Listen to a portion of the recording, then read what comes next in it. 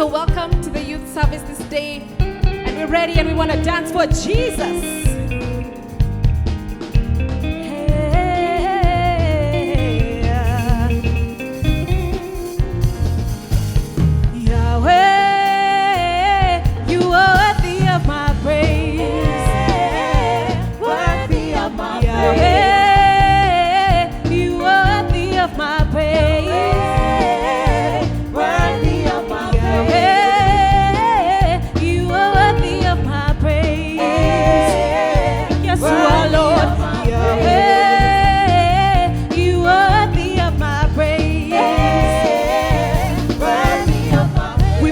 Praise you. We've come to love you. We've come to praise you for the good things you have done. We've come to praise you. We've come to love you. We've come to praise you for the good things you have done.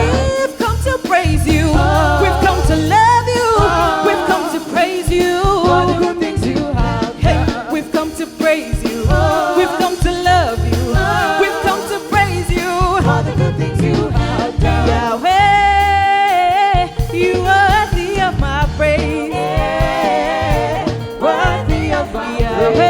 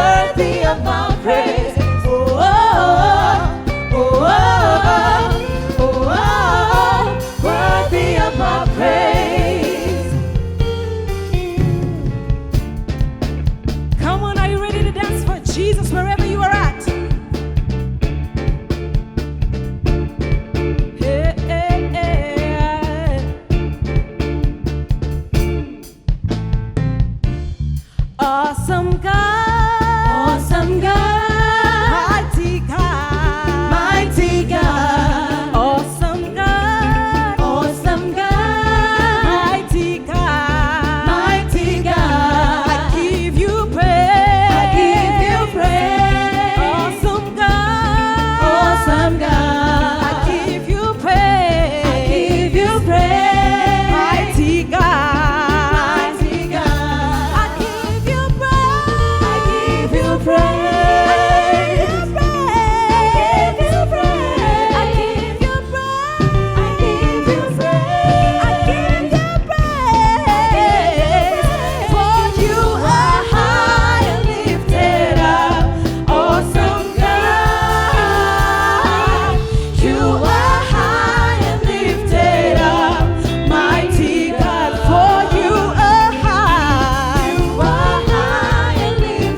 Awesome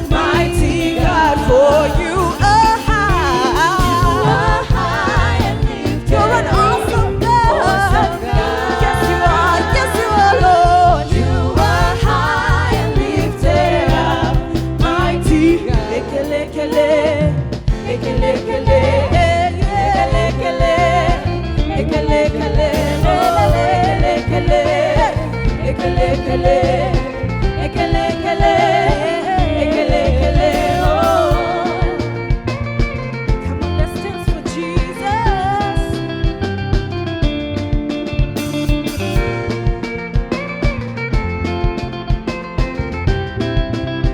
Our God is an awesome God. He's an awesome God. He reigns. From heaven above with wisdom, power. Our God is an awesome God.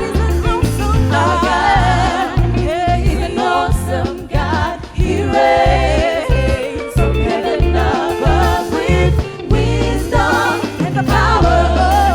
Our God is an awesome God. Ekele, ekele, ekele, ekele, ekele, ekele, ekele, ekele, oh, ekele, ekele, ekele, ekele, ekele, ekele, ekele, ekele, oh, ekele, ekele, ekele, ekele, ekele, ekele, ekele, ekele, oh, ekele, ekele, ekele, ekele, ekele, ekele, ekele, ekele, oh. Celebrate Jesus.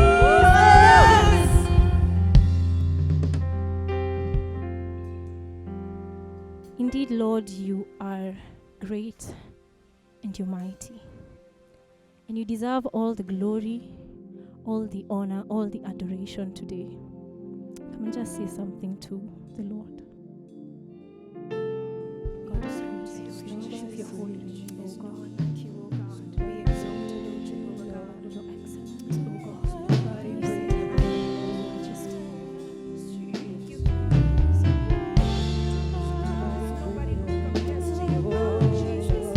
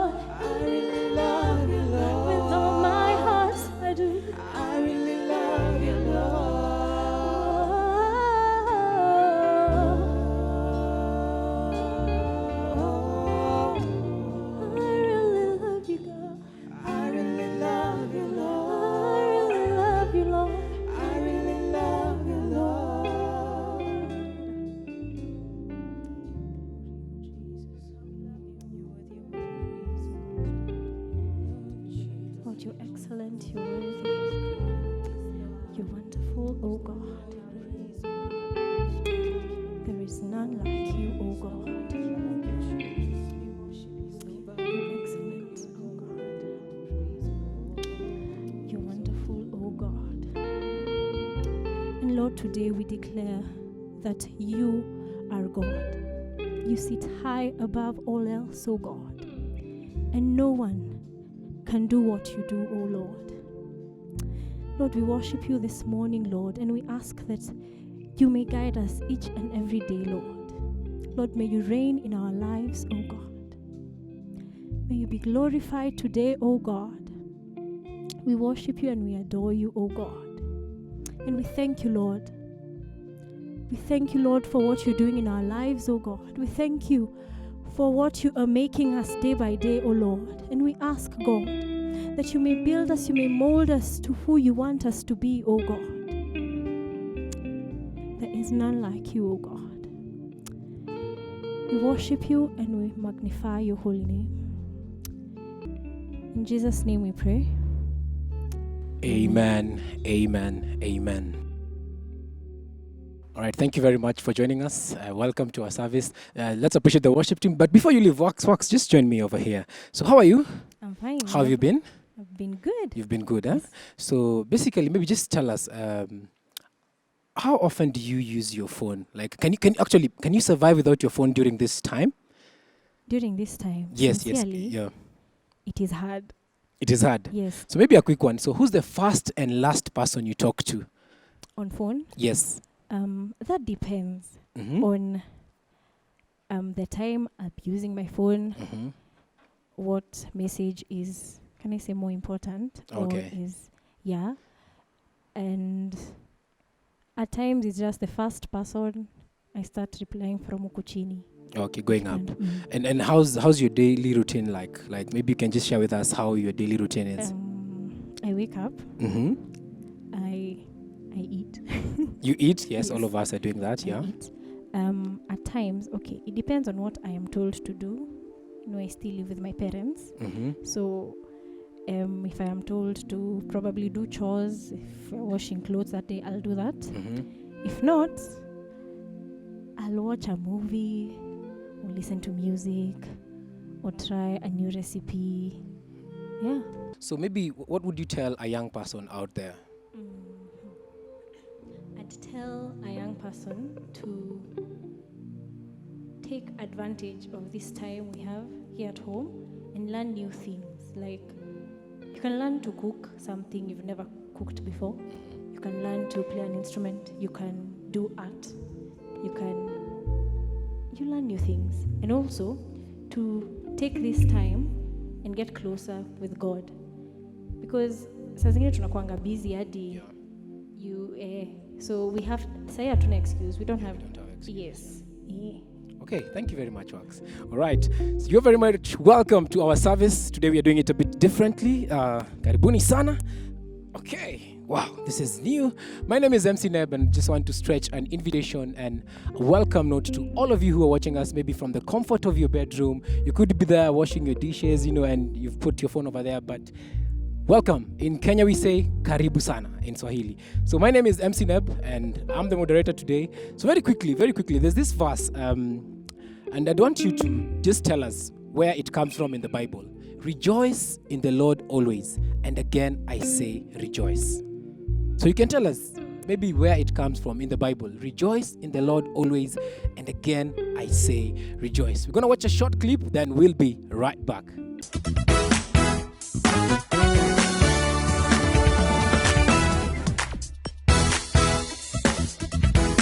It is now time to worship God through our giving. Please prepare yourself to give. We want to thank you for your continued support of God's work even in these very difficult times.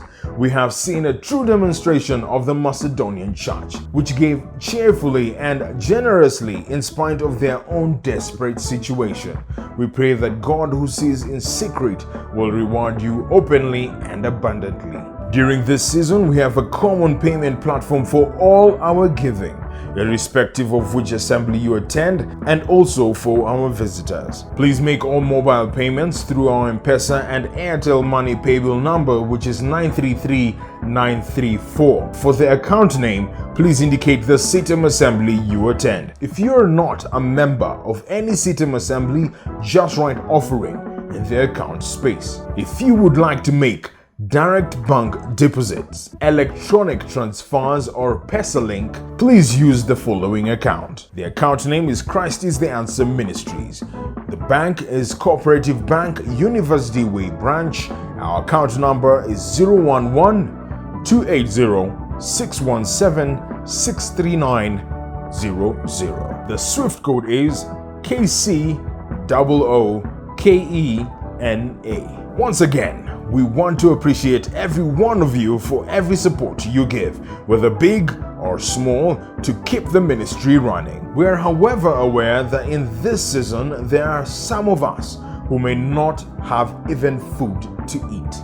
If you are such a person, please get in touch with your Safari Group leader and we will see how to help. God bless you.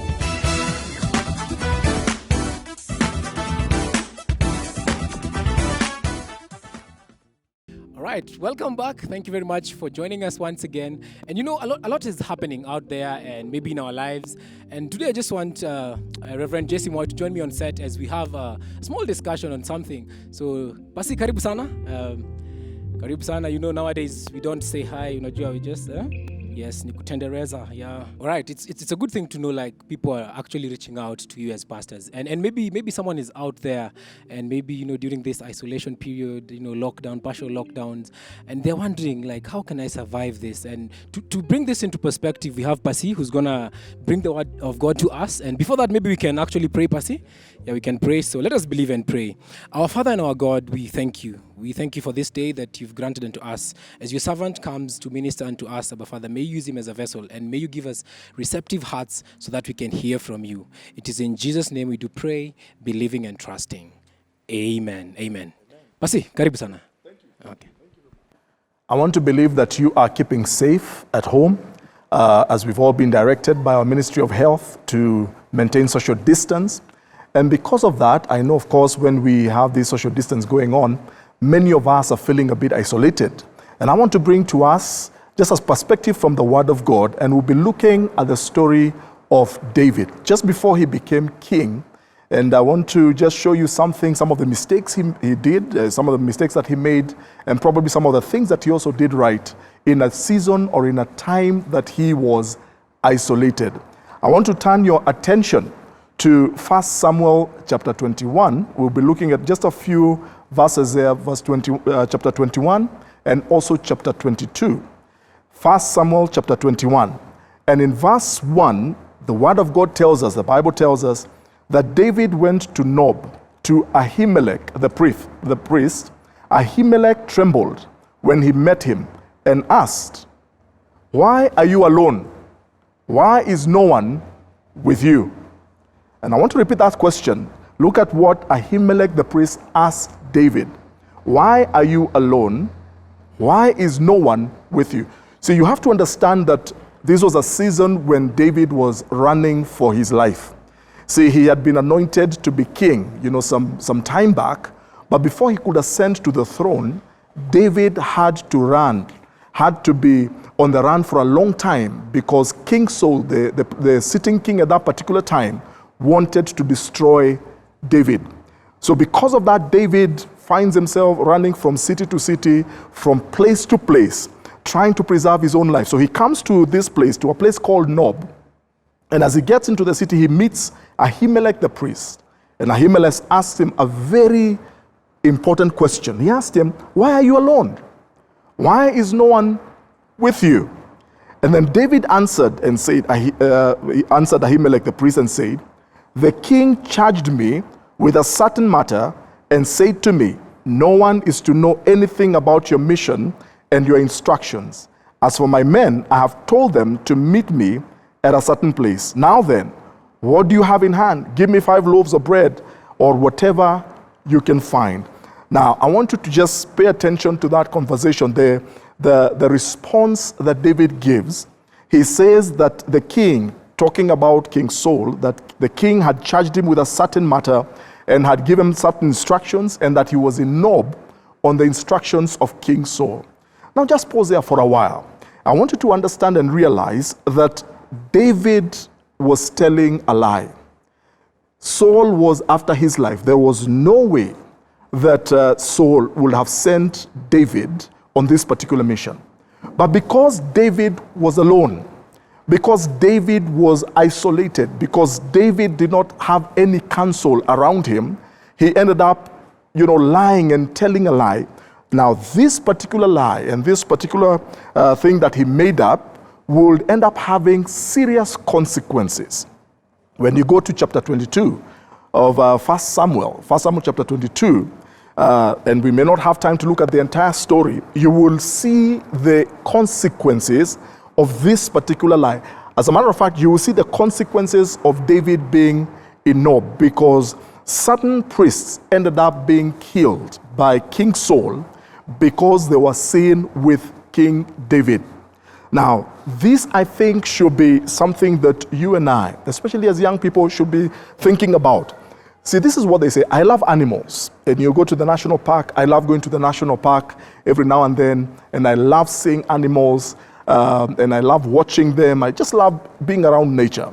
One of the things that they say, those people who are charged with those kind of responsibilities, they tell us that when you find an animal, especially an animal that is used, probably a certain animal that usually walk around in a herd, if you find any one of them isolated all by itself, instead of being with the rest of the herd while the others are grazing, when you find one of them that isolates itself, usually that becomes a prime target of the other predators. And soon enough, if it does not rejoin the other herd, it may end up losing its life. It may end up being a meal, maybe to a lion or a tiger or even a leopard.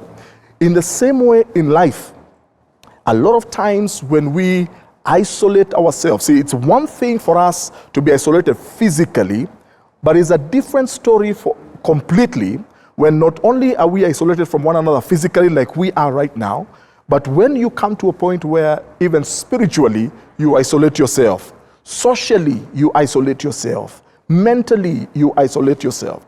And allow me to speak to us, especially as young people. At this particular time with social distancing, and we are spending a lot of time on our computers and browsing the web and doing all manner of things, it is so easy to use that as an excuse to find ourselves being completely isolated, even from our own families. And I'm going to show you in just a short while some of the things that you and I need to do. So David is alone. He is isolated. He is walking around by himself. And because of that, he finds himself in a place where he should not have been in the first place. And he finds himself, because of his actions, there will be consequences, and other people will have actually to suffer his consequences. Here is the deal, my young people, that the choices that we make have consequences. And sometimes those consequences are so far-reaching. You see, we can choose the things that we do, but unfortunately, we don't choose the consequences of those things. And you have to be careful in a time of isolation, when you are by yourself, when you are spending time in your room all by yourself, when you find yourself at home all by yourself, when you begin being so secretive and you're all by yourself, nobody's paying attention to what you're doing, be careful. Because whatever you do, decisions you make, the things that you do have consequences. I want to move quickly. So David moves on from Nob, this particular little town, and then he moves on to another town in verse 10. So in verse 10, remember David is alone. He moves on to a place called Gath. So in verse 10, the Bible says that that day, David fled from Saul and went to Achish, king of Gath. But the servants of Achish said to him, "Isn't this David, the king of the land? Isn't he the one they sing about in their dances? Saul has slain his thousands, and David his tens of thousands." So verse 12, the Bible says, David took these words to heart and was very much afraid of Achish, king of Gath. So verse 13, so he pretended to be insane in their presence. And while he was in their hands, he acted like a madman, making marks on the door of the gate and letting saliva run down his beard. Achish said to his servants, look at the man, he is insane. Why bring him to me? Am I so short of madmen that you have to bring this fellow here to carry on like this in front of me? Must this man come to my house? Notice, David is still alone. Yes, he is on the run, but instead of looking for wise counsel from others, probably people who would love him, maybe his family, or maybe the priest of the land, he finds himself isolated, and because of that, he finds himself running from place to place. In fact, I remember when we were growing up in the 80s and the 90s, they used to have this famous dance called Running Man. You know, maybe for the younger generation, you may not know it. But Running Man was this famous dance. And when I think of David, David was like a running man, just running from place to place because he's afraid. So he comes to Gath. Now, Gath was very significant for David because it is in Gath where we find a certain giant called Goliath. This is actually where he came from.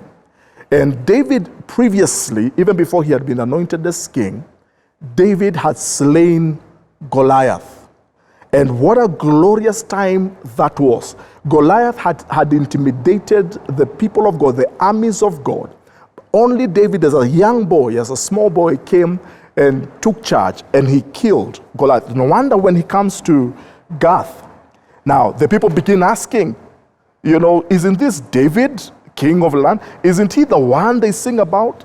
That Saul has slain his thousands, David his tens of thousands. In other words, in Gath was a place where he had been celebrated, was a place of victory for David. It was a place that had great memories for David. It was a place where he had seen God's victory. He had overcome the enemy. But on this time around, he goes back to this place, not, of course, under the leading of the Lord. He finds himself there. But notice the Bible says that he took these words to heart. When he had people talking, he took the words to heart and was much afraid of Achish, king of Gath. David allowed anxiety. He became so afraid that he began to pretend like he was mad. That he began to embarrass and put himself to shame in the same place where he had received a great victory. Here is the deal, friends. When we find ourselves sometimes isolated, it is so easy for us to go back to things that we had already had victory over. Maybe as a young person, maybe you have had to overcome maybe the use of drugs, for instance. Maybe it was marijuana for you. Or maybe you had to overcome certain sins in your life. For example, pornography, maybe certain addictions that you had, and God delivered you. But now you find yourself isolated. You find yourself, maybe your heart is no longer at ease. So what do? You find yourself going back to those things that you already had victory over. Small wonder David began behaving like he had lost his mind. Sometimes when we go back to the things that we had had victory over, it is very easy for us to begin losing we begin behaving abnormally. We begin behaving like we're insane. Have you noticed? Have you ever met sometimes a Christian, somebody who loves the Lord, but because they have gone back to the very things that God delivered them from, the very sin God delivered them from, now they're behaving like mad people. You find them doing all manner of crazy things. They're talking crazy, and you cannot identify with them. Can you imagine? David pretended to be so insane that he allowed spittle to begin running down his beard, such that the king had to kick him out of the city. I want to prevail upon you as you're watching me, as a young man, wherever, or you may even be somebody older. Don't go back to where God gave you victory. Don't go back to the very things that God delivered you from. See, the book of Proverbs says that when we go back to our sin, it is like somebody going back to his vomit. in the Gospels, we are warned that when God has delivered us, we have to be very careful that we do not, after that house has been swept clean, our lives have been swept clean, that we will not go back so that we allow other demons to come into our lives, even far worse than what we were delivered from. David is in trouble, and he is in this place called Gath, not to rejoice, not to celebrate, not to remember the glory of God, but he is there for the very wrong reasons. But then David keeps going. Now he has to leave Gath because they have decided to kick him out of the city because they don't want another madman in the place. So he comes now to, in chapter 22 of 1 Samuel. So David left Gath in verse 1, and he escaped to the cave of Adullam. He leaves Gath. Of course, he left Gath as it were with his tail between his legs. As it were, he left Gath embarrassed and ashamed. But then he comes to the cave of Adullam, probably looking for some bit of comfort, maybe looking for some bit of rest for his mind. He comes to this cave of Adullam. Now, thankfully, when he came there, the Bible says there in verse 1, when his brothers and his father's household heard about it, they went down to him there. So when he came to Adullam, this cave, his family members heard about it and they reached out to him. They went to where he was. Then the Bible says in verse 2 that all those who were in distress or in debt or discontented gathered around him and became their leader. About 400 men were with him. From there, David went to Mizpah in Moab and said to the king of Moab, Will you let my father and mother come to stay with you until I learn what God will do for me? So he left them with the king of Moab, and they stayed with him as long as David was in the stronghold. So already we begin to see that now David begins making some steps in the right direction. So at the cave of Adullam, his family come to him, and thankfully David reconnects with his loved ones. May I encourage you, maybe you're a teenager, maybe you're a young person, if there was a time that you needed family, it is now. You may be isolated, but you have your family with you. See, the tendency is that sometimes for us, especially as we are young, we can actually live with our family members, but we are all strangers to one another. Everybody is doing their own thing. Nobody is talking to the other. Everybody's minding their own business. But I want to encourage you, reach out to the other family members around you. The importance of being in a family setting. David needed his family with him at that particular moment. So when they came, he held on to them. He will not let them go. In fact, he comes and he comes to Mizpah in Moab, and he comes and tells the king of Moab, listen, please let my father and mother come and stay with you until I hear from God, until I know what God is telling me. This is a good time during this pandemic for you to be with your loved ones, your family. We have been insisting and stressing. It is a time for us to reconnect with our loved ones. David reconnects with his family. And whenever we reconnect with our families, good things begin to happen. Look at verse 5. The Bible says, but the prophet Gad said to David, do not stay in the stronghold. Go into the land of Judah. So David left and went to the forest of Hereth. Look at what David did. So he reconnects with his family, and he goes into a season of prayer. And as a result, God speaks to him, and he tells him, don't stay in this stronghold. Don't stay in this cave. He tells him, it's time for you to go back to the land of Judah.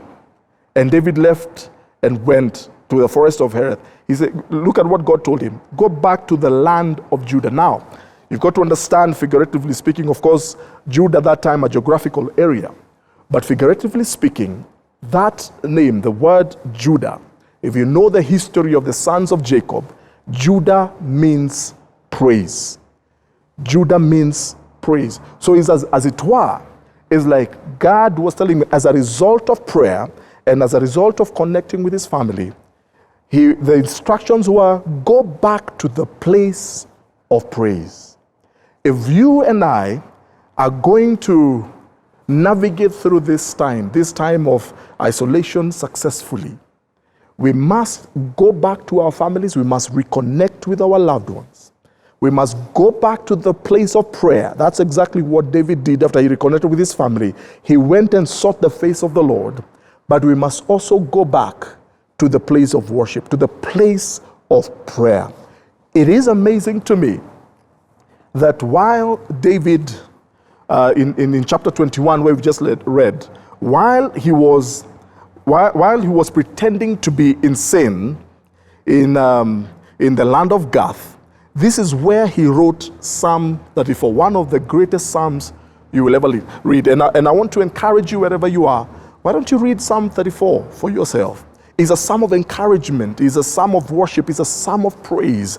Because sometimes God allows us to go through difficulties. He will allow us sometimes to go through some form of isolation. Not so much to destroy us, but out of it, He can mold us. He can bring something good. He can bring a praise that will ascend back to Himself. I encourage you. In fact, the Bible says that Jesus Christ Himself often withdrew to a lonely place, sometimes to the wilderness, sometimes to a mountain. He would isolate Himself to go and pray. See, sometimes when we find ourselves in isolation, it is what we do in that season that matters. It is the choices that we make during that season that truly matters. That's what makes the difference. It's not so much the isolation, because for some, they make the right choices. They reconnect with their loved ones. They go to a place of prayer, take it as a season of prayer, and they go back to the place of worship and allow God to minister to them and to change them. It's a season for them maybe to seek the face of the Lord. But the others sometimes who make all the wrong choices. They go back to the wrong places. They find themselves in all the wrong places and doing all the wrong things. I encourage you, be among those like David, who will go and reconnect back with their families and come back to that place of seeking the face of the Lord and that place of praise. Would you join with me in just a few moments of prayer wherever you are, wherever you're watching? I just want to invite you, let's pray together. Let's believe God together. Just stop whatever you're doing and just for a moment, just let's pray. Our Father, we thank you for your word to us, and we want to thank you for your reminder to us that although we are isolated, we are not necessarily alone. We refuse to be alone, Lord. We choose instead, dear Father, to be where you are and to do what you want us to do and to go where you want us to go. I pray for every young man, every young woman who is watching, dear Father, and who is participating even in this prayer. Would you minister to them? And probably maybe you're out there, and even as we're praying and you're saying, Pastor, I have made a few mistakes, I have made a few wrong choices, a few wrong turns. Even during this season, I've done some wrong things and turned to some wrong advice. I want to encourage you right now, wherever you are, our God is more than able. He is more than able to restore you, and our God will forgive you. So, Father, I pray, would you forgive those, dear Lord, who need forgiveness, those who need to come back to you even in salvation and repentance. I ask, would you draw them to yourself? Would you forgive them? Would you have mercy on them? In Jesus' name, we thank you and we honor you. Amen. Thank you for tuning in, and thank you so much for staying with us. And I pray that the Lord has ministered to you. God bless you.